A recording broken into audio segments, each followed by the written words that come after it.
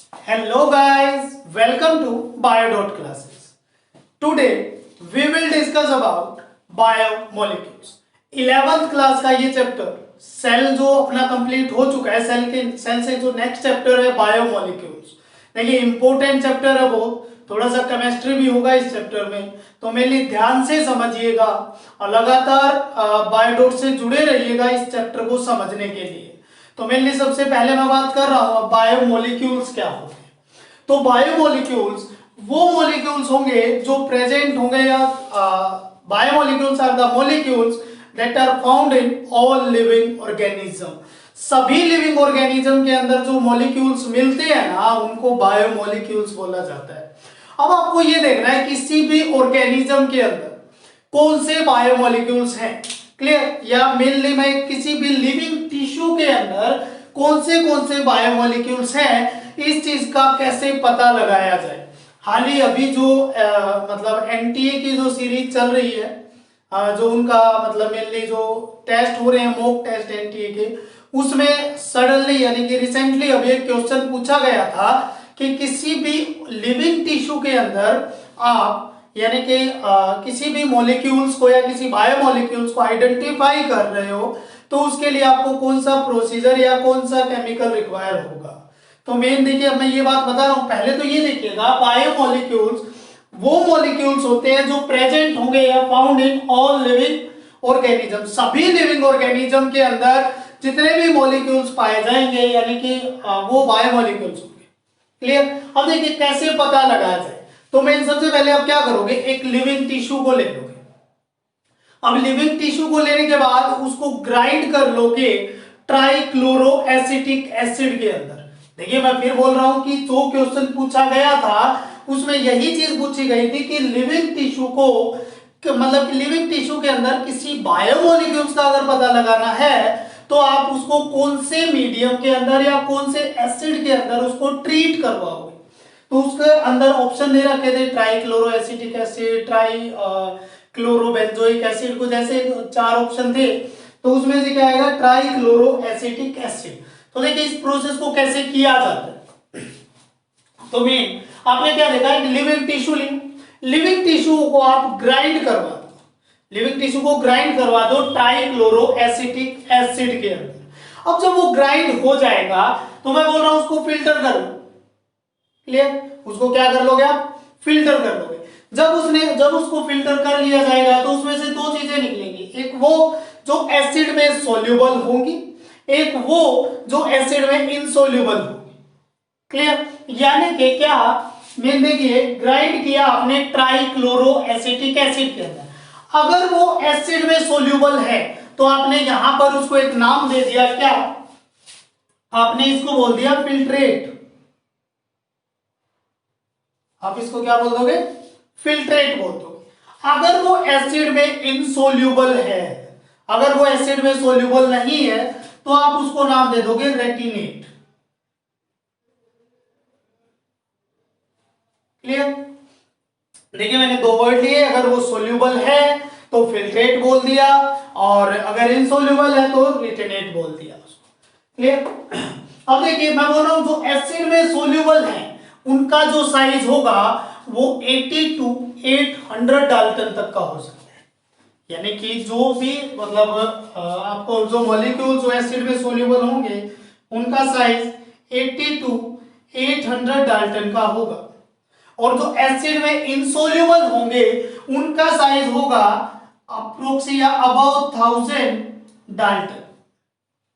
2 चीजें। अब मैं एक चीज बता रहा हूं, देखिए जो जिनका साइज जो एसिड में सोल्यूबल होंगे उनको आप माइक्रोमोलिक्यूल्स बोल दोगे,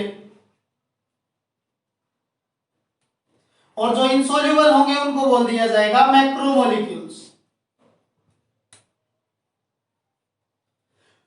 लेकिन मैक्रोमोलिक्यूल्स जो एसिड इनसोल्यूबल है ना उसमें एक एक्सेप्शन आता है, और जो एक्सेप्शन है वो मैं एक बार यहां पर बता रहा हूं कि मेनली जो आपके लिपिड्स होते हैं,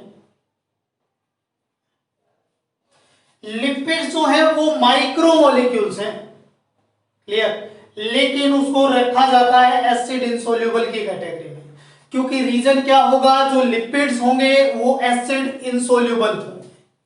क्लियर। एक एक्सेप्शन आता है लिपिड्स का, माइक्रोमोलिक्यूल्स होते हैं लेकिन एसिड इनसोल्यूबल होते हैं, इसीलिए इनको रेटिनेट की कैटेगरी में रखा जाता है। इंपॉर्टेंट है, थोड़ा सा ध्यान से समझिएगा मैं क्या बता रहा हूं। मैंने बोला किसी भी, मानो आपने कोई एक लिविंग टिश्यू लिया, मानो अब आपको पता लगाना है कि इस लिविंग टिश्यू के अंदर कौन से बायोमोलिक्यूल्स प्रेजेंट है। तो आप क्या करोगे, इस लिविंग टिश्यू को सबसे पहले ग्राइंड कर लोगे, और ग्राइंड करोगे किसके अंदर, ट्राइक्लोरो एसिटिक एसिड के अंदर। जब ये पूरी तरह ग्राइंड हो जाएगा तो आप इसको फिल्टर कर लोगे, और फिल्टर करने के बाद आपको इसकी दो कैटेगरी मिलेगी। रीजन क्या, एक एसिड सोल्यूबल, एक एसिड इनसोल्यूबल। क्लियर। अब एसिड सोल्यूबल जो कैटेगरी होगी, मैं बोल रहा हूं उसको आपने बोल दिया फिल्ट्रेट, और एसिड इनसोल्यूबल होगी उसको बोल दिया रेटिनेट। अब एसिड सोल्यूबल उसका साइज है 80 to 800 डाल्टन, तो इसीलिए आप इसको माइक्रो मॉलिक्यूल्स भी बोल दोगे। लेकिन जो आपका एसिड इनसोल्यूबल है उसका साइज 1000 डाल्टन का होगा या मोर देन 1000 डाल्टन का होगा, और आप उसको बोल दोगे मैक्रोमोलिक्यूल्स। लेकिन इसके अंदर एक एक्सेप्शन आता है, lipids. Lipids are the micromolecules but included in the acid insoluble category because lipids are acid insoluble substance। Clear, यहां तक समझ आया। अब आपको ये पता होना चाहिए बायोमोलिक्यूल्स होते कौन से हैं। तो मेनली जो बायोमोलिक्यूल्स है वो कौन से हो गए, कार्बोहाइड्रेट्स हो गया, लिपिड्स हो गया, प्रोटीन्स हो गया, न्यूक्लिक एसिड हो गया।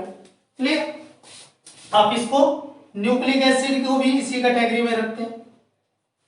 आई बात समझ। अब यहां तक ये पता लग गया आपको ये बायोमोलिक्यूल्स होते हैं। अब इसके बाद में मैं बात करता हूं सबसे पहले कार्बोहाइड्रेट्स की। एक एक बायोमोलिक्यूल्स को लेकर चलेंगे अब धीरे धीरे, और कार्बोहाइड्रेट्स के भी अंदर भी बहुत सारी कैटेगरी है, जैसे ग्लूकोज, फ्रक्टोज, राइबोज। क्लियर, ये सारी की सारी चीजें हम आगे पढ़ते चलेंगे। तो उससे पहले एक बार ये चीज देखिए कि कार्बोहाइड्रेट्स क्या होते हैं। कार्बोहाइड्रेट्स का नाम सुना होगा, लेकिन इसको डीपली पढ़ेंगे हम। अब देखिए क्या होगा, कार्बोहाइड्रेट्स क्या है, हाइड्रेट्स होते हैं कार्बन के। क्लियर हुई बात। अब इनके अंदर क्या होगा, देखिए मैं बोल रहा हूं हाइड्रेट्स है कार्बन के, तो इनके अंदर एल्कोहलिक ग्रुप भी होगा। एल्कोहलिक ग्रुप यानी कि OH ग्रुप भी होगा कार्बोहाइड्रेट्स के अंदर। एक मैं बोल रहा हूं कि इनके अंदर एल्डिहाइड और कीटोन ग्रुप भी होगा। एल्डिहाइड यानी कि CHO, और कीटोन ग्रुप यानी कि C डबल बॉन्ड O, और ये दो बॉन्ड और बना रहा होगा। क्लियर। अब इसके बाद में छोटा सा टॉपिक देखिए कि मोनोसैकेराइड्स क्या होते हैं। मोनोसैकेराइड्स, आपको डाइसैकेराइड, आपको पॉलीसैकेराइड्स, ये सारी चीजें इसी चैप्टर में कवर करनी होंगी। और मैं बता रहा हूं इंपॉर्टेंट चैप्टर है बायोलॉजी के अंदर, केमिस्ट्री के अंदर। केमिस्ट्री का बहुत सारा पार्ट्स है इस चैप्टर के अंदर। क्लियर, तो ध्यान से समझिएगा, फुल ऑन कंसंट्रेशन के साथ समझिएगा। फिर देखिए मैं बोल रहा हूं मोनोसैकेराइड। अब मोनोसैकेराइड को क्या बोल रहा हूं, देखिए कार्बन n नंबर होगा, हाइड्रोजन 2n, क्लियर, और ऑक्सीजन भी n नंबर होगा। लेकिन मैं इसके अंदर एक चीज क्लियर करना चाह रहा हूं, जो n की वैल्यू होगी ना, वो n की वैल्यू 3 to 7 हो सकती है। यानी कि कार्बन यहां पर 3 हो सकता है, कार्बन यहां पर 7 हो सकता है, कार्बन यहां पर 5 हो सकता है, ऑक्सीजन यहां पर 2, ऑक्सीजन यहां पर 3, 7, 5 कुछ। तो क्लियर, देखिए मैं बोल रहा हूं कि यहां पर जो ये n होगा इसकी वैल्यू क्या हो सकती है, 3 to 7 तक हो सकती है। तो देखिए मैंने यहां पर कुछ एग्जांपल लिए हैं, कुछ छोटी छोटी टर्म्स ली हैं, इनको एक बार ध्यान से समझिएगा, सुनिएगा। मैंने बोला अगर कार्बन का नंबर 3 है, क्लियर, जो ये n नंबर है ये 3 to 7 तक वेरी करेगा। अब वेरी करेगा, इसी भी आपको टर्म्स बदलती चलेंगी। मैं बोल रहा हूं कि अगर कार्बन का नंबर 3 है तो उसको आप ट्रायोज शुगर बोलोगे। क्लियर, इसके अंदर एग्जांपल आ सकता है क्या, ग्लिसरल्डेहाइड। क्लियर, नाम सुना होगा, एग्जांपल बता दिया मैंने। एग्जांपल क्या रहेगा इसका, ग्लिसरल्डेहाइड। देखिए कार्बन का नंबर क्या है, 3, और उसी के ब्याह पर आपने इसको ट्रायोज शुगर बोल दिया, और ग्लिसरल्डेहाइड इसका एग्जांपल। फिर मैं बोल रहा हूं अगर कार्बन का नंबर 4 है, clear, the number of carbon is 4, then what we call, यानी कि इसको हम क्या बोलेंगे, इसको बोलेंगे हम टेट्रोज। टेट्रोज इसका एग्जांपल आ गया क्या, इरिथ्रोज। क्लियर। अब मैं बात कर रहा हूं अगर कार्बन का नंबर 5 है, तो कार्बन के नंबर 5 के अंदर मैं बोल रहा हूं इसको पेंटोज बोल दिया आपने। क्लियर, और इसी पेंटोज को लेकर एक एग्जांपल आ गया इसका राइबोज। राइबोज शुगर, जो शुगर डीएनए के अंदर या ना जो शुगर आरएनए के अंदर होगी। क्लियर? उसके अंदर क्या होंगे? 5 कार्बन होंगे।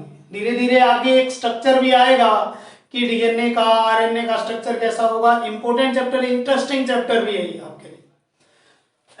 ये चैप्टर आपके 12th के बहुत सारे बेसिक्स क्लियर कर रहे हैं। क्लियर? तो ध्यान से देखते रहिएगा इस चैप्टर को, कंटिन्यू बने रहिएगा बायोडॉट के साथ। धीरे धीरे जो इनकी सीरीज आ रही है इस चैप्टर्स की, उनके अंदर और भी इंपॉर्टेंट चीजें पढ़नी होंगी हमें कि ग्लूकोज का स्ट्रक्चर कैसा होगा, फ्रक्टोज का स्ट्रक्चर कैसा होगा, लिपिड्स कैसे होंगे, अमीनो एसिड कैसे होंगे, प्रोटीन्स के स्ट्रक्चर क्या बोलते हैं, न्यूक्लिक एसिड कैसे होते हैं, एंजाइम्स कैसे बनते हैं, ये सारी चीजें पढ़ेंगे। तो देखिए मैं बता रहा हूं कि अगर कार्बन का नंबर 6, क्लियर, तो कार्बन का नंबर 6 है तो मैं बोल रहा हूं इसको हेक्सोज बोल दिया जाएगा, हेक्सोज शुगर।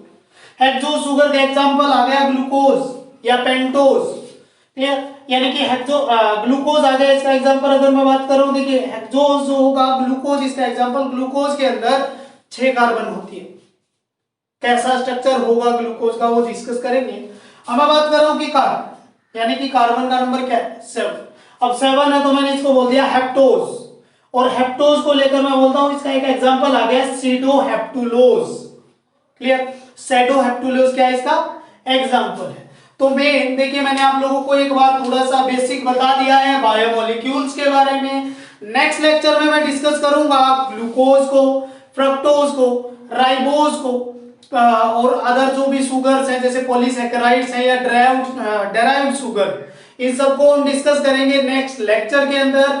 तब तक वीडियो को ज्यादा से ज्यादा लाइक करें, शेयर करें, चैनल को सब्सक्राइब करें, और अगर आपको कोई भी डाउट आ रहा है वो मुझे कमेंट सेक्शन में लिखकर जरूर बताएं। साथ ही आप मुझे फॉलो कर सकते हैं टेलीग्राम ग्रुप पर भी।